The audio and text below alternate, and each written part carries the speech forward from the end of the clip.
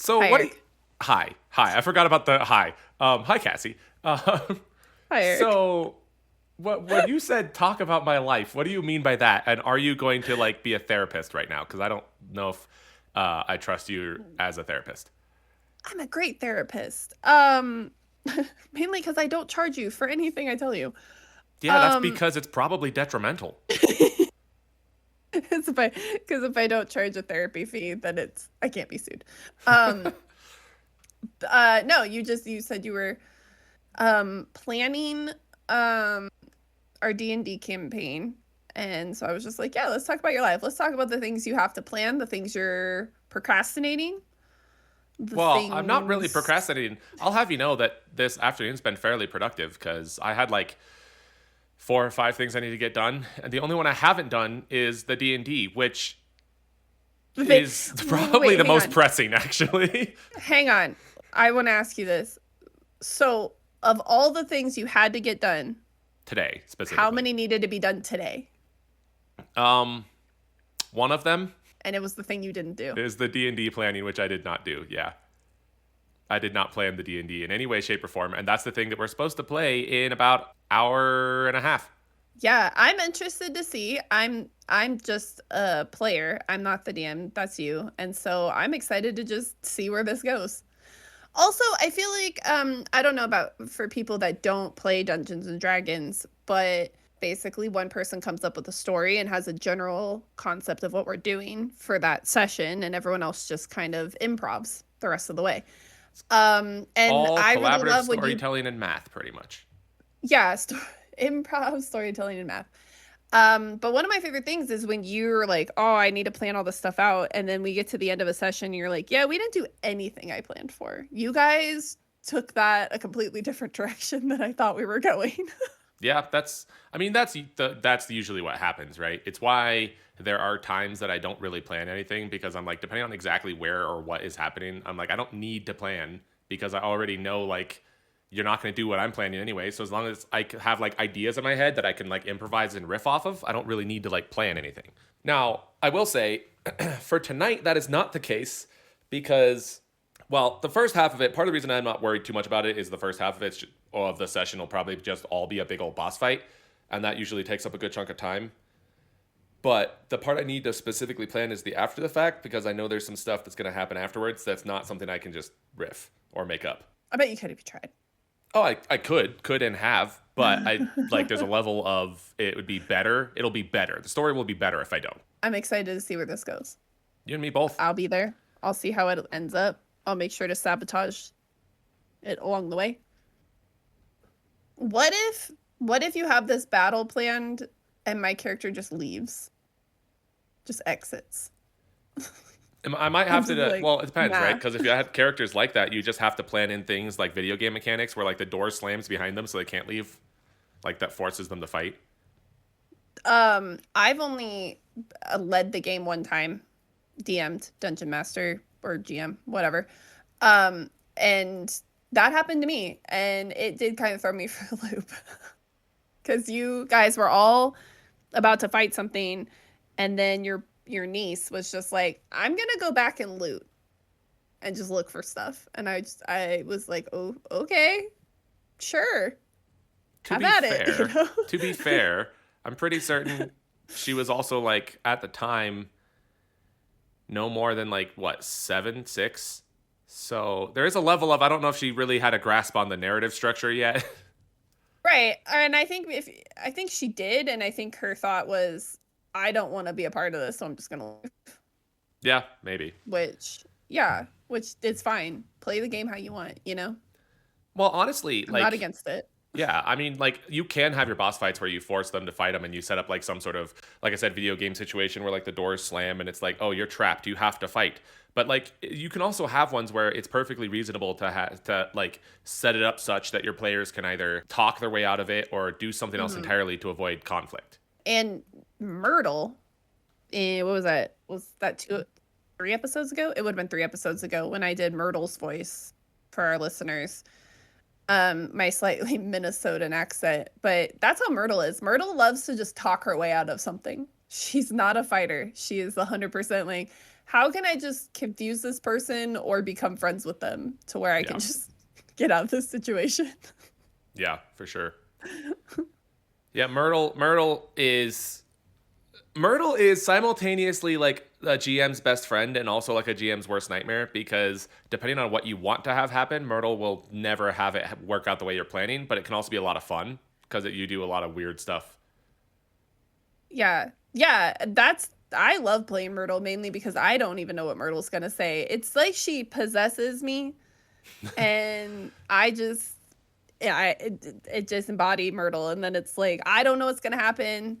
It makes sense to me when I'm doing it, but I don't know what's going to happen. So it's like, how do you know what's going to happen? Well, I mean, that's the best characters. The best characters are when you like role play wise, or even like it kind of plays into like acting, from what I've heard, where it's like if you can really embody the character and understand who they are and what makes them tick, then it starts becoming more natural, where it's like it's like your brain, at least part of your brain that's thinking through how would this person respond, like goes away, and it becomes more of just a natural instinctual response because you understand in your head who that character is. Yeah. Yeah. And it's a lot of fun. I don't know if anybody listening plays D&D or is interested in those kind of games, but it is when you finally find the character that you really mesh with and you can just instantly, they make sense to you and you can embody, it's a lot of fun. Yeah. It's a great time. Well, and it's funny because it's not necessarily ones you would expect. I mean, obviously there's a level of if you play a character that's just your personality, it's a little bit easy. But I find that like the ones that click the most, at least, are the ones that you can just like be the person, aren't necessarily ones that are obvious, I don't think. I agree. Well, like, because I consider myself fairly quick-witted when it comes to like quips and kind of like jokes. Do you? But like, you know this because obviously we've played this. But like, one of my characters that I played once was supposed to be this quick talking like kind of con man, and for some reason, when in an improv roleplay setting, like playing D&D, my brain just could not like do that. It couldn't do it. So instead of playing this like quick-witted like con man, his personality kind of morphed into, he was also, for context, a teenager. So it kind of like morphed into like the awkward teenager stage where he was stumbling over his words and like kept, well, also given rolls and what I was rolling on dice and stuff, kept like tripping and face planting, and he went from like this suave con man into just like an awkward teenager. But it's because classic teenager, not as cool as you think you are. Well, it's because like, well, in my head, I'm like, I should be able to play this kind of character really well. It didn't actually work when I was actually trying to play him. Well, and I feel like being quick-witted, having the jokes is easier, but also the way you were trying to play him, where he was sort of a bit more like fast talking and well, it's not just maybe suave isn't the right word. But he's quick just talking. that he was. It's the quick talking, like almost not really manipulative, but sort of like maneuvering conversations the way he wants them to go, kind of thing. And honestly, I think, like you were saying, I think that's hard. That's harder than just quick talking. Because like I have other characters that won't shut up and just keep talking, but those because it's easy to ramble. Yeah, those ones are easy because you kind of just quips. say whatever comes into your head, and it doesn't matter if it doesn't make sense, because the character, it doesn't have to make sense because they're not supposed to be that kind of way. They're not supposed to be eloquent. Yeah, I think that's the hard part, right? It's easy to ramble and it's easy to make little clips or one-liners and stuff. It's very hard to carry on a whole conversation and actually say something, like do that as improv. It's like without the context of what's happening in the story. It's just that's how that person is, you know? Well, and then there's a huge level, like the more you can get into the story, the more you can put your brain into like the moment and what's happening, the better it will be to actually improv it. Because like if you're struggling to focus and pay attention, then you're not in the moment, then it's going to be a lot harder to accurately like portray the character you're playing. That's why I other than Myrtle, none of my characters talk much. Well, obviously, so I'm like the group's DM. I always call them GMs because first RPG I ever played, pen and paper RPG, was I don't remember what it was off the top of my head, but it was definitely not Dungeons and Dragons. So I don't know why, and just a quick tangent. It's like, so Dungeons and Dragons, and people say DM and you think Dungeon Master. Whenever you say GM, I just think Game Manager. And I don't know why then I want you to have like a clipboard and a name tag. Oh, I thought you were going to say, every time you say GM, I just think General Motors. Well, that too. I think it's game master, but game manager is really funny, actually. No, and it's like that's the thing. I assume since it's dungeon master, it's game master, but for some reason my brain is just like game manager. Or the Like general. you're I could just be the general manager. the general manager. And that's what I mean. I feel like you should have like a clipboard A and clip-on a tie. name tag. Yeah, clip-on tie. You're posting the schedule. You're keeping everyone on track, you know. I don't know why. Every time you guys say it, that's all I can think of. But anyway, you were telling a story. What was I saying? All I was know. saying is I always just say GM because the first ever RPGs I ever played were RPG standing for role playing game. First ever ones I ever played were not Dungeons and Dragons, and I think D&D is the only one that I know of that specifically uses the DM, like Dungeon Master term. I think the rest of them just call them GMs for Game Masters. Probably. Well, because I mean, Dungeons and Dragons. So. Yeah. But what I was saying is, Dungeons. what I was going to say is I'm like the main GM for our party.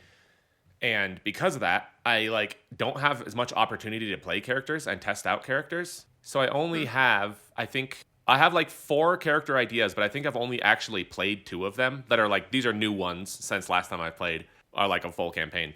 And I have like 4 character ideas. I've only tested 2 of them out in like one shots, but both of them I think will work personality wise. I think they're both very interesting characters when ones I can play. Well, maybe one day you'll get to. Well, I have played both of them. I played them both in one shots because that's Prince. Oh, I wasn't there. That's Prince. Yeah, you were. You were there for one of them.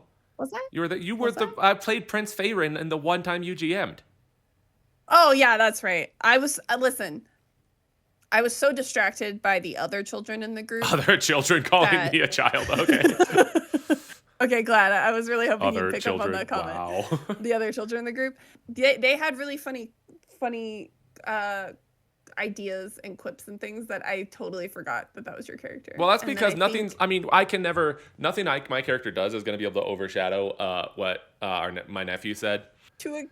To a character that's just standing there. I described a scene of like there's like a tavern keeper or something, walking, right? No, it's just you guys were walking through the forest, and I said they were some toadstool humanoids, right? So like Toad from Super Mario, right? It's like they kind of look like that, and I'm just describing them just standing there. They're just standing in the forest, like looking at something on the ground, and your nephew walks over and he's like, I'm gonna walk over and tap them on the shoulder, and I go, okay, great. The guy turns around and he goes, your nephew's like, excuse me, are you gonna kill me? Because if so, I'm gonna freak out. And we all just started laughing. We're just like, what kind of interaction like, is who that? who just leads off a conversation with that? It's like, are you gonna kill me? Because if so, I'm gonna freak out. First time you meet someone. I mean, I guess it's right. He doesn't know this character, so he's like, I don't know you, stranger danger. So like, let's just get out of the way now. Are you gonna kill me? Are you gonna kidnap me? Are you gonna rob me? Yeah, but it's even funnier because like the character he's playing, the character he was playing is like this suave, like super friendly, like swashbuckling guy. So it's like, it's crazy that like, that's the thing he leads off with. Are you gonna try to kill me? Because if so, I'm gonna freak out. And that was the same that your niece was just like, I don't want to have this fight. I'm just gonna leave. Yeah. I'm gonna go with Bell's. Yeah. Like. Meanwhile, okay, I'm sorry. I did forget about that. Yeah. Meanwhile, I was playing the one and only Prince Fairin Cole, who has no business being an adventurer and should not be out on an adventure and doesn't really want to be out on an adventure. And all I distinctly remember doing in that whole session was nitpicking the ever-loving heck out of a fairy who was supposedly able to grant a wish, but had so many stipulations on the wish that it was like kind of absurd. And both me... You say that like a lot of fairies don't have stipulations. Okay, true. But like, on wishes. Both me and the character were like, okay, you say you can grant a wish that can grant us our heart's desires or this, that, and the other. But at the same time, you are like, oh, it can't do this. It can't do this. It can't do this. Oh, it can't do this. I was doing the well technically thing because I'm the well technically guy. And I was, Prince Fairin, the character, is also a well technically guy. And he was like, wait a minute. You're claiming this, but you're also saying this. I always love that, though. At least she said it up front, what she could and couldn't do. I love all the fairy godmothers and genies and things like that. I guess Genie and Aladdin sets it up pretty well in the beginning of what he can and can't do. But I love all the ones like Cinderella, right? Like the fairy godmother's like, here, I'll give you all this stuff that you want. Oh yeah, teeny tiny little thing. You know? Yeah. And it's only like after the fact. Why didn't you lead with that? You know? Yeah. I can give you whatever you want until midnight. Also, what's with the midnight caveat? Why does the midnight matter? Do you think she just picked midnight Dawn of a new day. arbitrarily? No, because dawn of the day technically would be when the sun rises. Is it an like to arbitrary think requirement, that- or is like magic? Is the magic of the world reset at midnight? No. I don't even think it's midnight. I think it's that her magic lasts like 3 hours, and it just happened that way. So you're telling me, You know what I mean? you're telling me that the fairy godmother cast those spells at exactly the right time, that at exactly the stroke of midnight the spell would wear off? I don't know why you led that with the fairy godmother. So yes, I do think she did that exactly at the right time. So you're telling me that if the fairy godmother had showed up a few minutes earlier, she would have been like, oh, can't cast the spell now, dearie. I have to wait 4 minutes so it can turn off exactly at midnight. That's why she does the whole like, oh no, I'm looking for a pumpkin. Oh gosh, right? Because she's like, we got time to kill, so. Okay, but if that's the case, couldn't she have theoretically just like cast the spell half an hour later to give her Cinderella a little bit more time? Or wait, no, they're already late, wasn't she? Was she already late? She was already late. I don't know what time what time do you think the ball was ending anyway? Like, did she even leave early? Like, I mean, I know she left like early. Did she leave that early? I mean, it depends on if you're going Grimm's fairy tales or like the movies and stuff, but based on the movies at least, because I don't know the Grimm off the top of my head, Grimm's fairy tale version, their party was definitely still in full swing when she leaves.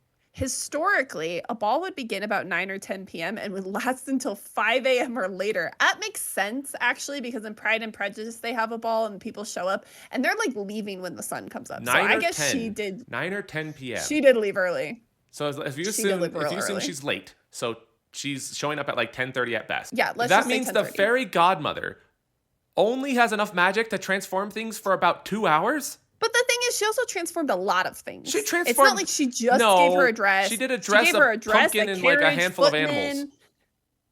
Right, that's a lot of magic. Bull. Also, I'm trying to figure out, why did all of the magic revert back except the shoes? What's that about? Well, was that the only thing she was allowed to keep? Because if she turns things into glass, they'll stay. If she turned the carriage into glass, it would have stayed. If the dress was made of glass, it would have stayed. Glass is forever? Yeah, glass is forever. They say diamonds are forever, but the fairy godmother teaches us glass is forever. Also, why'd she make it glass? Why didn't she just make it diamond, like a diamond slipper? Also, are glass shoes comfortable? I can't imagine they're comfortable. I don't know. In the new Cinderella, that's what the fairy godmother says. They're surprisingly comfortable. Yeah, but they're probably not. I can't imagine they are. I imagine much like any other high heel, they feel fine once your foot's numb.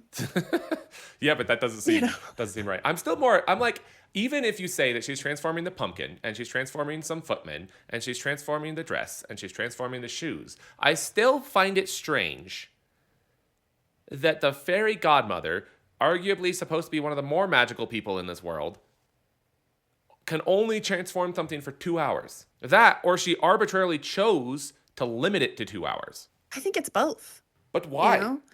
I think she could only do it for so long, and then she was just like, you know what? You're a child. You don't need to be out that late anyway.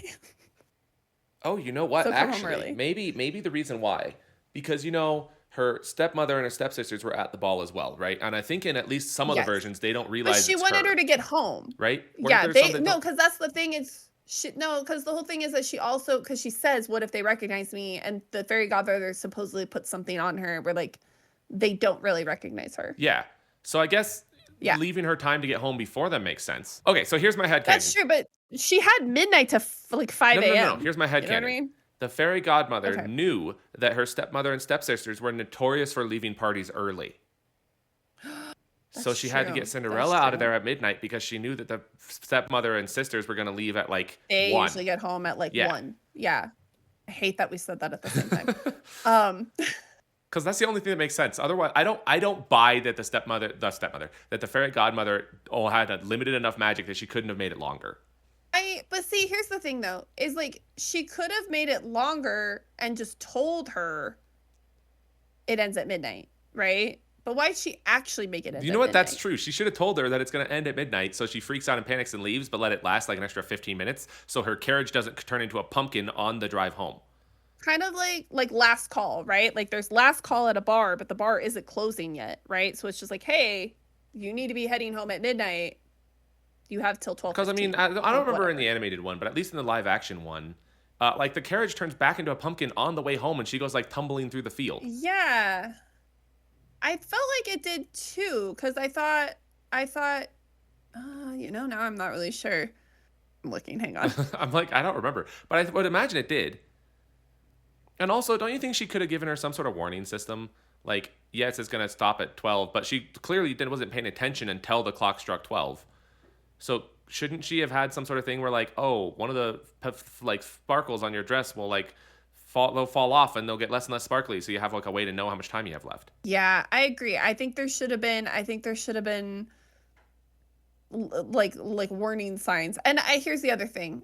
I get Cinderella's supposed to be a child, so maybe she was like, you got to set the boundaries with those kids. Is this like a be home by midnight? And you know how they push curfews. I don't have kids. You push curfews on your dogs. You're like, you better be home. They do have a bedtime, so I guess it's sort of true. I don't know the last time I watched the animated Cinderella. I should watch You looked that. it up, right? Yeah. What Yeah, it says it wore off. It says it wore off on her way home. So she did like, okay. Oh. Yeah, that's just... Yeah, so it was... I don't know if it was as dramatic as the live action one, but yeah, it said that she made it home. Most cars these days have a gas tank, right? And the gas tank says it's empty. But the majority of cars, when the gas tank hits empty, actually have like another gallon or a gallon and a half of gas. Because they're designed to have a buffer. So what is with this, like, knockoff terrible fairy godmother who's not capable of providing a buffer for her non-fairy godchild? Okay, let me ask you this, and I don't know. Are fairy godmothers the same as fairies? Technically, like, are they yes. Full-fledged fairies, or are they like slightly different? Depends on the specifics, but I believe they are. Are fairy godmothers, and okay, so fairies are pretty powerful. We assume fairy godmothers are powerful. Are they as powerful as witches and wizards? Like, is the fairy they must godmother be more powerful, right? Well, okay, but here's the thing, right? Maleficent, right? Maleficent is a fairy, technically. She creates the entire, like, thorn forest thing that what's his name, Philip, has to fight through. She turns herself into a dragon. She curses Sleeping Beauty, Aurora, to sleep for, like, in the original story, like 100 years or something ridiculous. So if she can maintain all of that, what is the fairy godmother doing? Well, that's what I'm saying. Like, that's what I'm asking. Are fairy godmothers different than fairies? I mean, based on that, the answer would be yes. But I think it's more than just that, Cinderella's fairy godmother is particularly useless. Not that fairies as a whole can't do that. Is it fairy? So how does a fairy godmother work compared to a fairy? Because fairies are traditionally not super helpful. How do you get a fairy godmother? I don't know, but there was a movie. I might be absolutely insane right now, but I feel like there was a movie that I saw about like Cinderella's fairy godmother and like how she became the fairy godmother. And it had something. It went through like all that. It was like how you become the fairy godmother or whatever. That's what I'm wondering. I'm like, how do you become how do you switch from being a fairy to a fairy godmother? Like, is Tinkerbell a fairy godmother to Peter Pan? Yeah, here we go. There is a movie that came out in 2020 called Godmothered.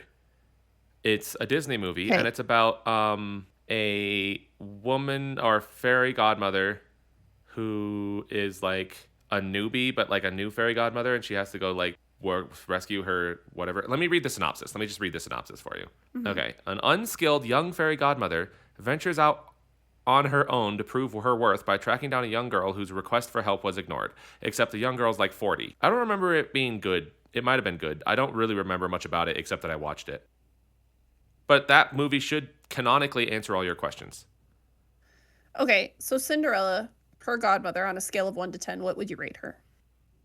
What capacity? Like a 7? Like a 7? Like, she's like pretty good. Could be better. Has room for improvement. As far as what capacity? As far as the general manager, as the GM. Capability as a godmother, like a fairy godmother, or as like helpfulness, or what? Yeah, like you're just performance review time. Cinderella's, right? You know? Yeah. Okay, performance review. We're sitting across from her. She's like, came into the office. I've got my little clipboard and tie. I would give her a 6 out of 10. I would say she 6 is... 6 out of 10, because the thing is, her work is technically passable, but I believe she's doing the bare minimum to not get fired. Realistically, she doesn't do that much for Cinderella. She only shows up at the one moment. She doesn't help her the rest of the movie, only once. And Cinderella goes through a True. lot of rough things in her life, and she's only ever encountered the fairy godmother once in her entire life. This fairy godmother is not doing very much to help out Cinderella. Also, she only shows up the one time. She does magic, but only just barely enough to get her to the ball for at most 2 hours. But if you take into account drive time, probably more like an hour and a half. That's true. So she barely gets any time at the ball. And then the fairy godmother just up and vanishes. Does she like look down from her fairy godmothery vantage point when the carriage is racing away from the castle and be like, I'm going to make it last a hair longer so you don't crash and roll in the field? No, she does not. I'm with you on that. I probably would have given her a 7. No. Because I think, yes, she has a lot of room for improvement, but I think she does a pretty good job, you know? Also, given her age, trying. depending on the depiction, I feel like she's just at that point where she's waiting for retirement and she's really phoning it in. She's not like she's committed. just, you think she's just like cruising. Yeah, she used to be better. Okay. What about, and you can do them individually or collectively. What about Sleeping Beauty, Aurora's fairy godmothers? Because she has more than one. 3, 4, and 2. 3, 4, and 2. Do you that in any particular order, or you're just so the blue one is the 4. Obvious. The green is the 2, and the red or pink one is the 3. Because realistically, so the only thing that they do in the entire movie, to my recollection, granted it's been even longer since I've seen any Sleeping Beauty stuff, except Maleficent. I've seen that movie, so I guess that counts. Recently-ish. Mm-hmm. But even then, the only thing they do is keep her alive. And actually, if you take in Maleficent into account as canon, rather than saying just the animated or like whatever, we take the movie Maleficent, they don't even do that much because she actually does just as much as they do just from the shadows. Yeah. So they barely even manage to keep her alive. More traditional. I was going with more traditional. Even if you say the traditional one, they really all they do is keep her alive. They don't really do anything. They don't stop the curse. They don't break the curse. They don't do anything but just exist. And they can't even successfully make a cake or a dress. I agree with you that I think I personally think the red, pink, whichever one, I think she does do a little more. I would give her a 4. I'd give blue a 4. I'd give green a 3. I agree. She probably does the least. I still think they're below adequacy. I would personally either reassign or fire all 3 of them. In their defense, most of the time that they're raising Aurora, they don't use their magic. And they don't... they try to not use their magic as to not tip their location to Maleficent. So there is that. But that's true. I think they probably could have figured a way they're deliberately around it. Trying to live mundane lives. Yes. Okay, but I will give them, they could have figured a way around it, and they still could have done more. And especially once the jig was up, they could have done more for her. Well, here's the other thing. Here's the other thing, right? Here's the other problem with that. Mm-hmm. If you've reached the point where you're so utterly dependent on your magic that you've lost the ability to function without magic, I don't know. I feel like that still like lowers your aptitude for like a employability rate. I just think it would be hard, like your whole life you have this access to this magic, and then all of a sudden you don't. I don't even think it's that they become so dependent. I think it's that they're dependent because that is their whole life. It's not like they weren't fairies and then became You're saying fairies. they never learned. You're saying they're so dependent they never. Well, you know what? That's a mistake on whoever's upbringing. Whoever's their fairy godparents, literally that's raising them, should have taught them better. They should teach them to function without magic. Okay. Unless them, okay, one quick caveat. We'll finish on this one. Go ahead. Unless them deciding to not use magic and go off and raise Aurora is such a like absurdly unheard of thing that they never would have considered it being a possibility. They really should have plans for contingencies like this, because as a fairy godparent of any capacity, it is your job to look out for the person you are in charge of, to look out for your ward. And I think you need to be ready for any scenario. It's kind of like being a magical bodyguard. Yeah, this brings me back to my original point, because they're fairy godmothers taking care of Aurora, but Maleficent is a fairy. So that brings me back to, are fairies the equal power, less or more powerful than fairy godmothers? You know, I'm wondering. It kind of depends, right? Because if you look at the Maleficent movie, Maleficent is her godmother. At least that's what she always calls her. But yeah, well, it's because she's a dumb child. Well, just kidding. Yeah, I'm just kidding. The question is there a difference between fairies and fairy godmothers? Okay, scale of 1 to 10, Cassie. Scale of 1 to 10. The fairy godmother from Shrek. Oh, that was actually okay. So that was fourth on my list that I was going to ask you. Fairy Godmother from Shrek. I'm gonna be honest with you. I don't totally remember that Shrek movie. I think I've only seen it once or twice. But I would rate her. See, here's the thing. She's very powerful, very good at what she does, also a little insane. So I would say that I'd probably rate her up there with Cinderella's godmother, right? Again, I think she's older. I think she's phoning it in a little bit. Yeah. Yeah. Hear me out. I think she's a nutcase. She's literally the villain of the second movie.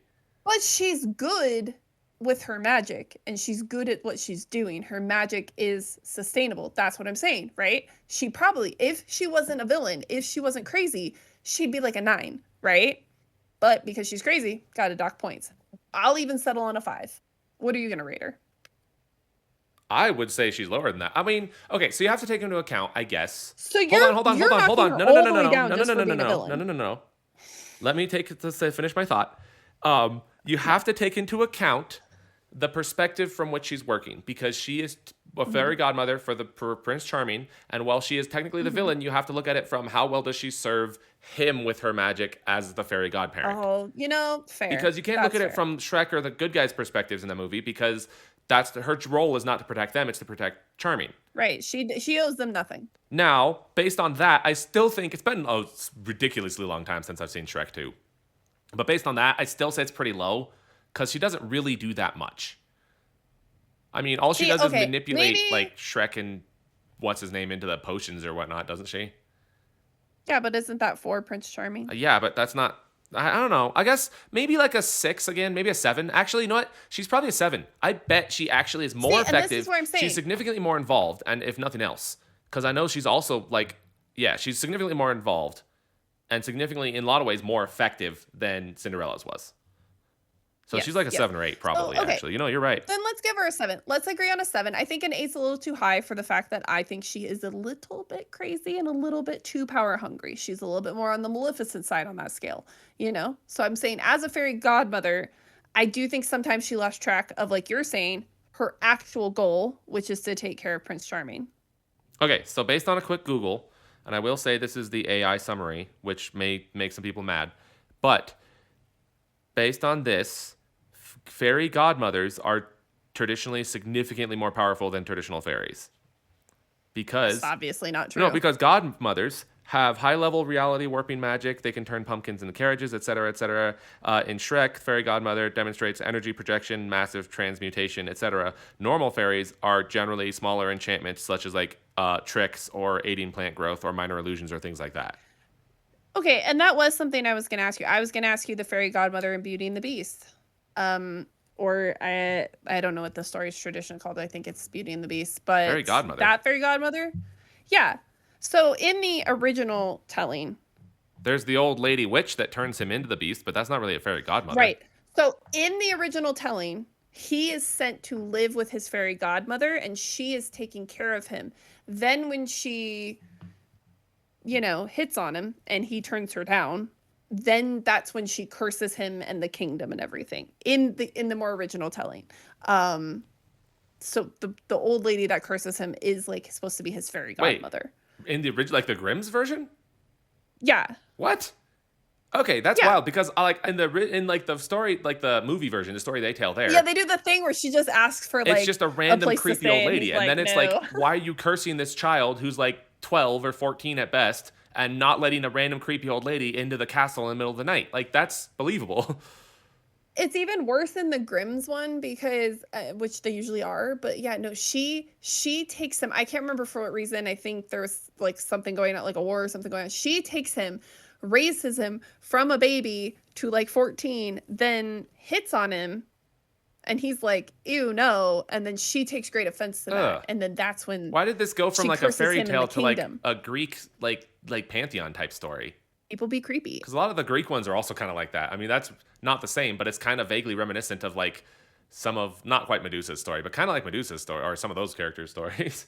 Right? Because I'm she took care of him. But very much like Sleeping Beauty, like Aurora, right?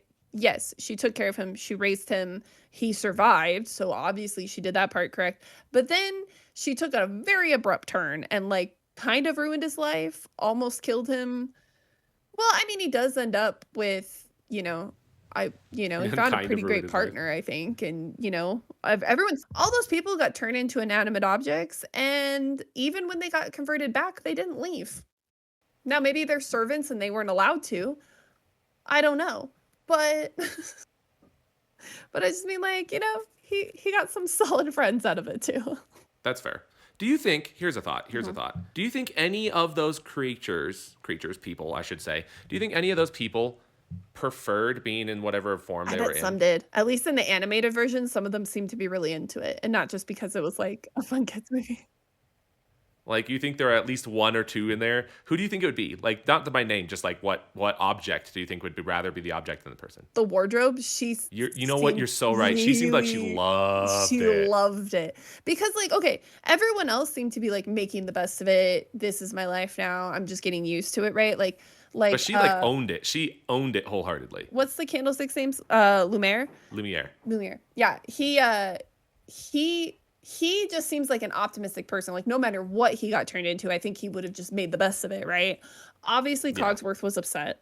Again, Cogsworth was grumpy, but he was always going to be grumpy. I mean, even in his human form, he was probably still grumpy. Mrs. Potts, I think she would prefer that they were not a tea set, right? But again, I think she's like making the best of it, especially for her kids. I think she's just like, there's no point in being sad. But the wardrobe was like genuinely excited. That was a level of excitement that optimism can't bring you. You know what I mean? Oh, for sure. She was very okay with that. She was thrilled. Yeah, she was very, very okay with that. I mean, if nothing else, it's just like, I mean, okay, so there's an argument for, she's also just making the best of the situation, right? Which is possible. It's possible that you could argue that she was just making the best of her situation. Yeah.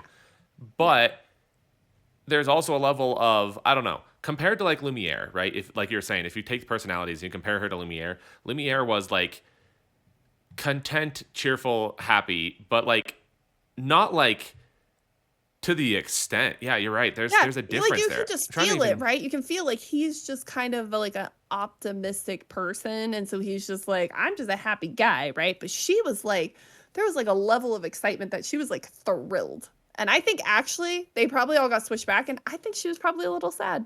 Yeah. I think she was actually probably a bit like, oh, I liked being a wardrobe. It was if you had to be turned into an object, which would you pick? Like a household or castle object. Yeah. I think I would pick. My initial thought is like a light, like a lamp, like Lumiere kind of thing. Yeah. I don't know why that's my initial thought. I think that's what I would pick. I picture you less as a light. I picture you as like, here we go. You know the hat rack. Oh, I even when had she first thought enters? about that. I had thought of like the umbrella holder hat coat rack kind of thing. I think you strike me as a hat rack kind of person. Okay, I could be like a hat rack coat rack person. That's fair. Yeah. I just wouldn't want to be serving wear. I don't, or a bed. I just don't want to be anything that people use all the time and are directly touching. I just be like, leave me alone. You'd be like, I don't want that. Especially, I wouldn't mind being the hat rack at a castle that no one's visiting, because no one is ever going to use you. You know what I mean? Like you're just going to stand there in the corner by yourself. I did just have this thought, and it might be a little bit gross, but I did have a thought. Okay. So you know how all of the people in that movie, what they turn into is somewhat related to what their job was beforehand, right? Yes. So then, can you imagine the poor guy in the castle who was already in charge of like emptying chamber pots and scrubbing toilets and whatnot, and then gets turned into like a toilet? Do you think? Well, again, here's the thing. No one's visiting. I mean, so you're saying you don't think the Beast has to use the bathroom ever? I mean, you don't think he could just use the chamber pot he had? That also is true. Wait, okay. Were they turned into objects, or were they merged with objects? Oh, I really, There's I no kind of think they okay. had to have been For merged with example, existing yeah, I was objects. thinking like the dog became a footstool, right? But it's not like there's multiple footstools around. And most castles had multiple dogs. And so it's just like, yeah, I guess. Well, and Huh. if you think about the movie, especially the animated one, there's nothing in that castle that's not alive. Are Which means you either they all came to life and immediately decided we're going to get rid of all the stuff that's not alive, or they merged with the objects so as to make it to where there's nothing there that's I not think alive. they became the objects he's using. Yeah. To run the castle. I think that's what they became. So then, by that logic, there isn't an existing chamber pot. There's not. Nope. Okay. If you were becoming an object, would you be a door? The front door? Would you be the front door? No, I wouldn't be the front door. I would be, if I were going to be a door, I would be a door to, like, probably somewhere. I'm trying to think where it would be. The library. You don't have to be a door. Yeah, I could be the door to the library. Or I could be like a bookshelf. I could be a bookshelf, Bookshelf. potentially. You don't think you'd be like a piano? If this were a modern house, I could be a piano. If this were a modern house, I could be like an AC unit. I think if this is a modern house, I'll say a coat rack or hat rack or whatever you said. Oh, you know what I am. You know what I am. You know what I am. Hmm. I'm a cello. You're a cello? Yeah, I don't feel piano. I feel like cello, or maybe like a if they had like a harpsichord, I could be a harpsichord. I don't strike you as harpsichord. No. I don't have harpsichord energy. I think you're more like the doorbell. I'm the doorbell. Yeah. What? Okay, that begs the question. In this universe, what is the doorbell? Does it just scream when someone presses it, or does it still make music? I think it's up to you. You're the doorbell. If you feel like screaming, you can scream. If you feel like I singing think a screaming little, would be really funny because you know how startling that would be to the person hitting the doorbell, and if it just like it's like touch the button and just like full on screaming. yeah. But I think if you want to sing a song, you can. If you want to announce who's there, you can also. You know. Yeah. I think it'd be up to you as the doorbell. Nice. I like Yeah. this. I just like that medieval or current day. I'm just gonna be the same objects. Yeah, you're a coat rack. I mean, that makes sense though, because you are like you want to be like you've always said like if you're in a story or a video game or whatever, you'd want Yeah. to be the NPC. Yeah. So you want to be like this side character that or something that's like just in the background. So like it But makes just- sense that you'd be a hoat crack. Like what is it? Irish, like a really fun time. Just crack. Is that a thing? Yeah, they say crack for fun. Okay. Mainly there's a line in Dairy Girls on Netflix, and they keep telling the one girl she's a crack killer, and she just keeps being like, I'm not a crack killer, but basically because she like ruins the fun. Is that like the equivalent of saying like a party pooper? Yeah. Did your okay. Have you ever heard the party pooper song? No, You've never heard the party pooper song? No. Is this just a My Family thing? I have no idea. I guess we'll find out. Oh, okay. It's the song that like if someone's being a party pooper, you just like sort of it's like a sort of one of those half sung, half not sung ones. But Taunting. you're like, every party needs a pooper. That's why we invited you. Party pooper. I've You've never never heard that? No, I never heard this before. Oh. Yeah, that was the thing my family would do was like if someone like jokingly, but if someone's being a party pooper, we'd be like start singing that. Now I want to know if anyone in the Apparently, listeners it's a would Frank know about it. Sinatra Gus Kahn song. What, every party needs a pooper?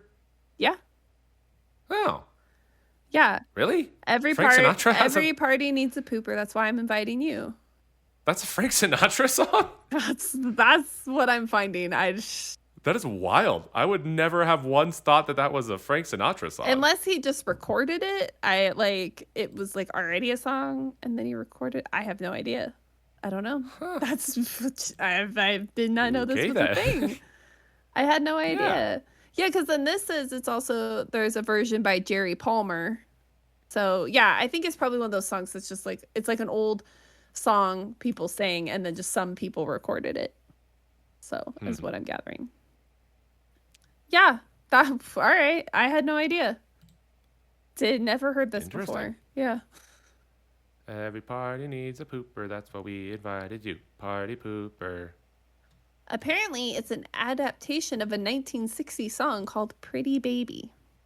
That's what I'm learning. That's not. What? I'm just telling you what the internet tells me. I have no idea if it's true. Huh. So that's really funny. So now you know. I kind of want to maybe at some point we should listen to this song, like the full song. Yeah. No, I didn't. I mean, I didn't know it was a full song, so now I'm just confused. Well, not really Yeah, confused, but I'm intrigued. I'm I think intrigued. we're gonna have to. I think we're gonna have to look this up. Yeah, it says Jerry Palmer recorded a version of it in 1965. Yeah. So Nifty. Well, anyway, interesting. how did we get on this subject? I don't know how we ever get to any subject, so Anyway, I don't know. party pooper. So, okay. Who, what, I don't, this is one of those questions where I'm like, I don't know if I want to know the answer, but like, where'd that terminology come from, you think? Apparently, pretty baby. I just said that. No. But you think that's where the terminology, not the song, but the terminology in the first place came from? I mean, yeah, I don't know. Unless, I mean, I guess it could just be because like I think it's just. I imagine it's nobody just a wants thing. to like because No, if someone was nobody. stinking, Well, like, or you're just ruining it. You know what I mean? You're just. so does that mean okay? But does that mean the metaphor is that if you like take a dump at a party, it ruins it? Or you are the dump at the party. I'm the instead of saying I'm the belle of the ball, you're like I'm the dump of the party. Speaking of the belle of the ball and weird phrases, why is it belle of the ball and not? Is it just because of alliteration? Because like okay, so metaphorically, right? Belle, the only ball she goes to is with Beast, and there's nobody else there except a bunch of subjects, and then they sing a love song. But that's not like the center of attention. The belle of the ball is sort of like it's all about you. You're the center of attention, right? Shouldn't that mean wouldn't like a Cinderella of the ball make more sense? But isn't like Belle the being called a Belle was like, oh, you're beautiful, all that kind of stuff. Well, I don't know. Then I'm gonna look it up. I'm gonna look up Belle of the Ball. Okay. The most beautiful, charming, or popular woman at a dance or social event. Belle is a French word meaning beautiful. So it's, oh, you're the belle of the ball. You're the most beautiful woman at the ball. So is it tied to the movie at all? No, I bet her name was Belle because that's the French word for beautiful, and it was like just describing that she was beautiful. Well, my Google is saying that it actually does, though. Oh. It does relate. I mean, yeah, it could. I don't know. I'm just. You know that moment when you're trying to search something and then you accidentally tap something and you end up like keep tapping things and it gets farther and farther down the rabbit hole and you're like, no, go back. I hate that. It predates it. So you are right. It predates it. Belle is just because of the word beauty. So it'd be like the most beautiful person at the ball. Okay. Yeah. So that makes more sense because otherwise I was like, I don't think that Belle as a character makes sense for that particular. Because I mean, Yeah. most beautiful person at the ball. Okay, technically yes, she is, but she's because she's the only one there. No, the feather duster was there too. Yeah, but I mean, other than Lumiere, nobody had eyes for the feather duster. But yeah, I just assumed that Belle was named Belle because that was describing that she was beautiful. Oh, But yeah, that I makes was like, sense. I have no idea. That would be my guess. So, I'm trying to think of any other story Unless that they do that. Bella the ball refers to when she's not at the ball, but when she's like in the village and everyone's singing about how much of a freak and outcast she is. Everyone's like, look, I'm that weirdo. She likes to read books. Oh, the horror. Well, yeah. Don't want the women reading. Come on. The funny, the funny thing is, if you think about Belle as a character, at least in the original one, and you think about that song, there's really not much that she does that's weird. They all say she's weird, but they don't really show her being weird other than reading a book and just having her nose in a book.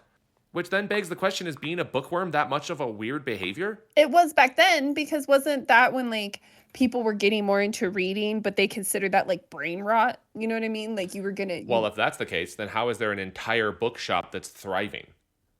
Yeah, but I was gonna say because first it was you could read nonfiction, but wasn't that like then fiction was coming out and then people are like, oh my gosh.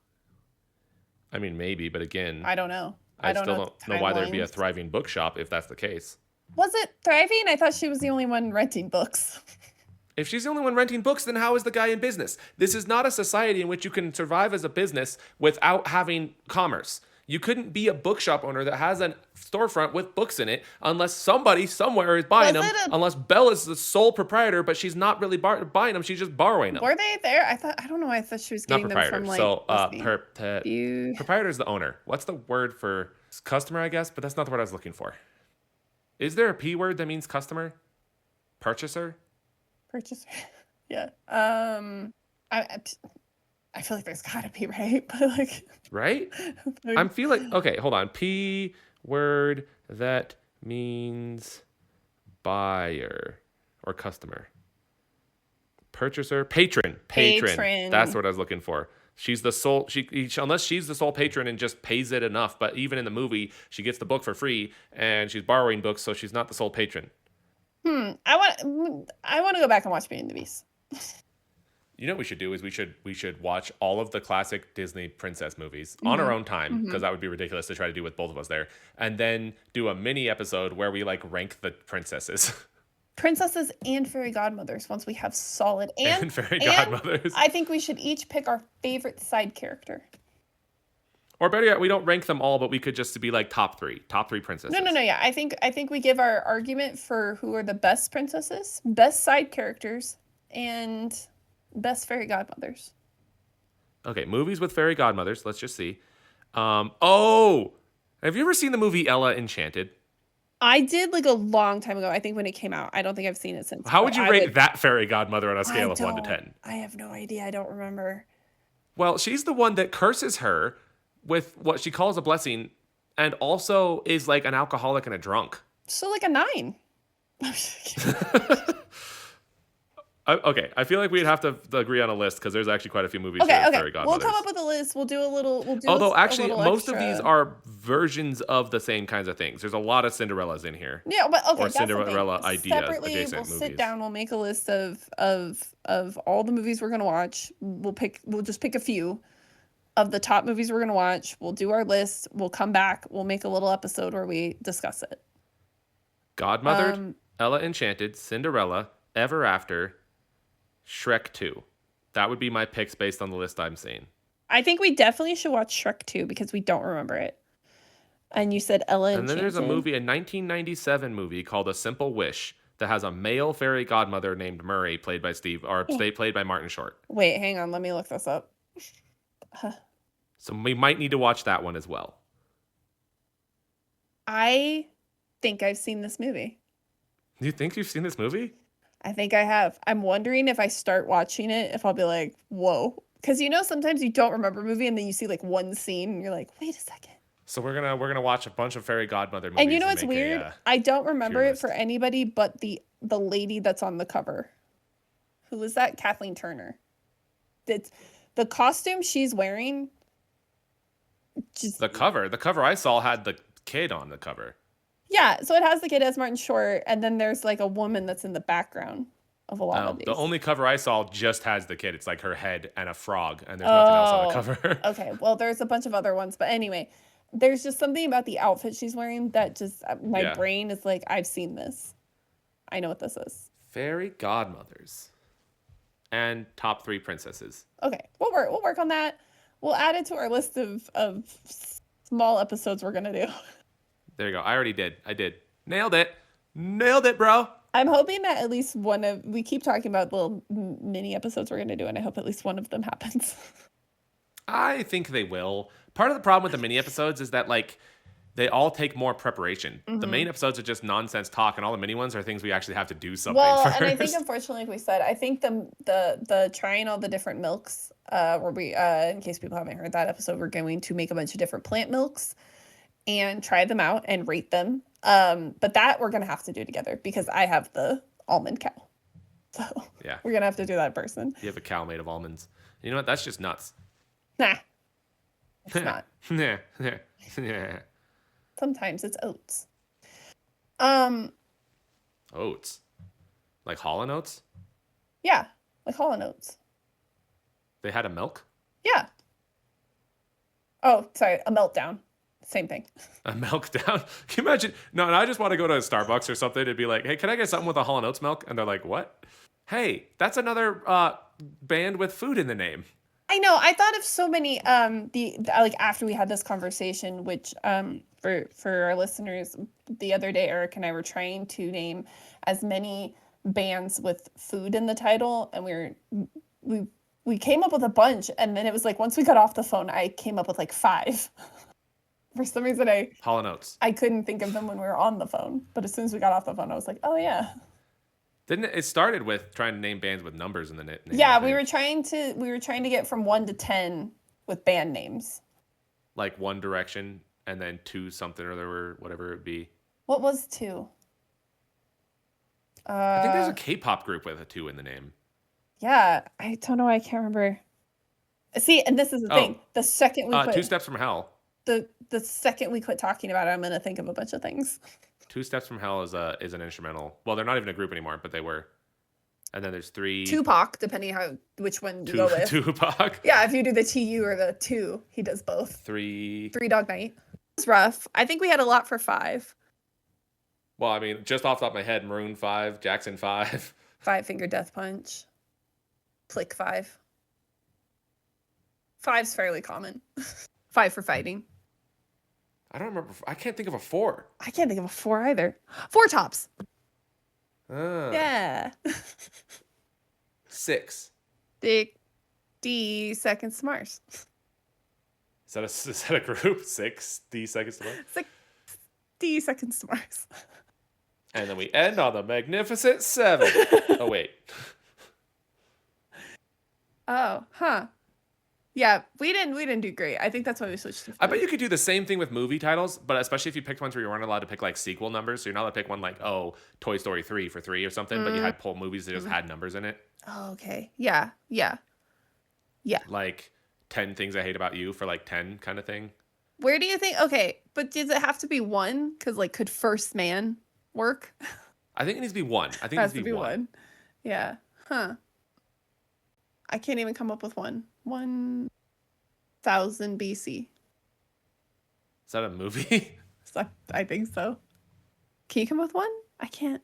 No. Gosh. But see, I'm sure there's the second we quit recording, as soon as we get back on to play D&D, I'm sure I'm gonna have a whole list. I'm sure there's 1,000 Christmas movies with one. Wait, was it One Wish? Oh, A Simple Wish. Once Upon a Time in Hollywood. One What is flew that? over Something the Days to cuckoo's Die. nest. That's more than 1, isn't that? That's like 12 Days to Die or something like that, isn't it? All right, I already came up with one. So What? One flew over the cuckoo's nest. Oh. Yeah. Can't believe you came up with that quickly.